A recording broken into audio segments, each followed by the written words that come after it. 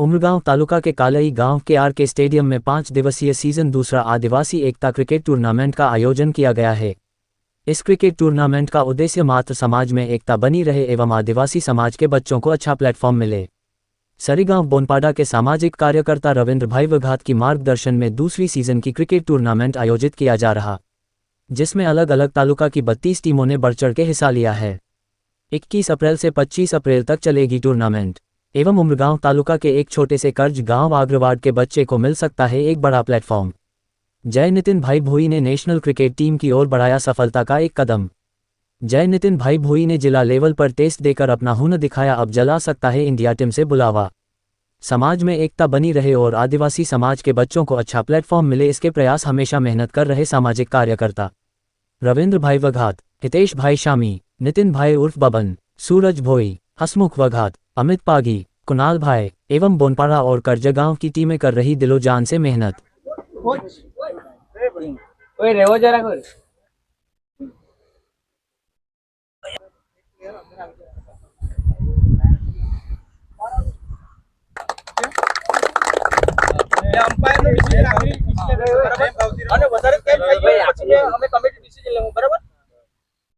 चलो best of luck.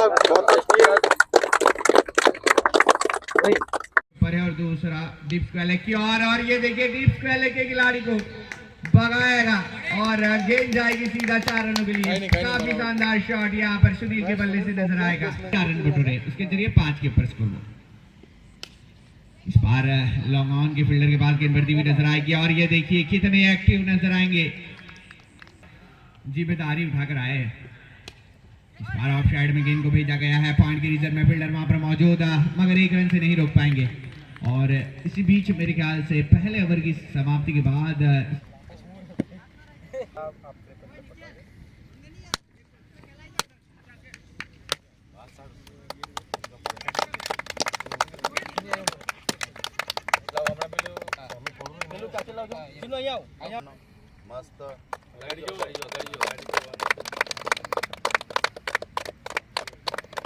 મારું નામ ભોવેજય નીતિન છે।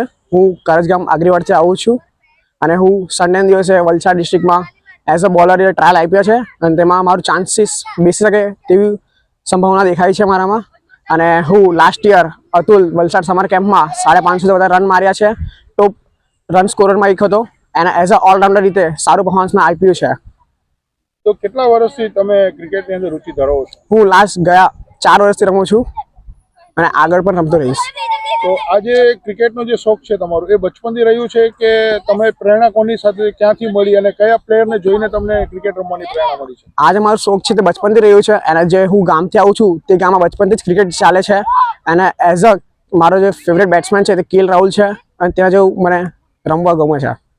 તો આજે જો તમારો આગળ જતા જો તમારો ઇન્ડિયા ટીમની અંદર સિલેક્શન થઈ જશે તો તમે આજના યુવાઓને શું મેસેજ આપશો? આજના યુવાનો હું આજ મેસેજ આપીશ કે never give up, work hard and believe in yourself. બસ।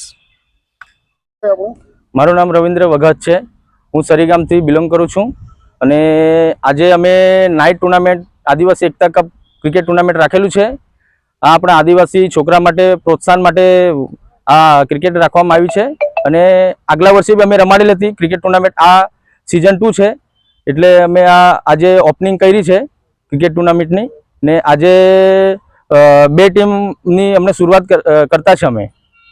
આજે ટોટલ કેટલી ટીમ રમવાની છે? આજે ટોટલ ટીમ 8 ટીમ રમવાની છે, 8 ટીમમાંથી 2 ટીમ કાઢવાની છે આપણને। અને કેટલા દિવસનું આયોજન છે તમારું? આ આયોજન આપણે 5 દિવસનું આયોજન છે। 5 દિવસમાં ટોટલ કેટલી ટીમો અહીંયા રમશે? 5 દિવસમાં ટોટલ ટીમ 32 ટીમને આયોજન રાખેલું છે।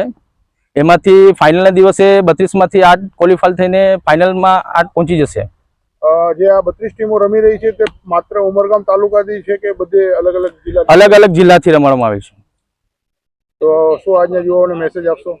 આજના યુવાનને તો આ જ મેસેજ આપું કે આપણે એક તો મારું આ છે કે આદિવાસી સમાજના છોકરા લોકો એક થઈને રહે, એટલે મારું આ આદિવાસી એકતા કપ મેં સિમ્બોલ આપેલું છે ને યુવાને એમ જ કહેવા માંગુ કે તમે ક્રિકેટમાં ભાગ લઈને કઈ ઇન્ટરનેશનલ સુધીનો પ્રેક્ટિસ કરીને પ્રયાસ કરીને આગળ વધો, એ જ મારું કહેવાનું છે।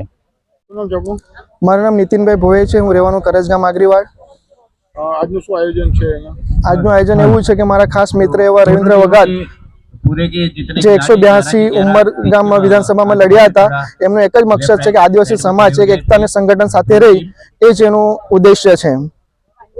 તો આજે અહીંયા જે આયોજન થઈ રહ્યું છે તે કેટલા વર્ષોથી આ આયોજન અહીંયા થઈ રહ્યું છે અને આ તમારી કઈ સિઝન છે આજે? એ સિઝન 2 છે અને પૂરા ઉમરગામથી લઈને વલસાડ સુધીના યુવાનોએ ભાગ લીધો છે એની અંદર.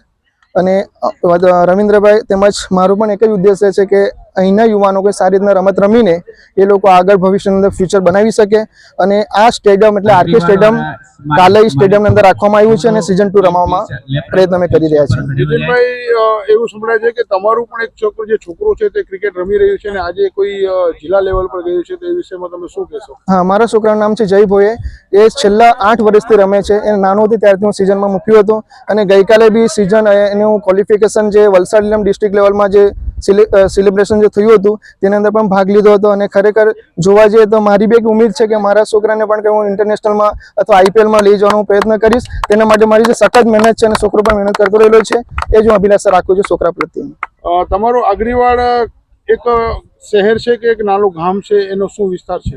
આગરીવાડ એક જોવા જાય તો નાનામાં નાનું ગામડું છે, કરજગામ આગરીવાડ. અને ખરેખર અંબા માતાનું મંદિર પણ ત્યાંની બાજુમાં છે. અને ખરેખર એ આગરી સમાજ એટલે જે શિવાજી મહારાજ હતા તે સમયના લોકો અહીંયા રહી રહ્યા છે.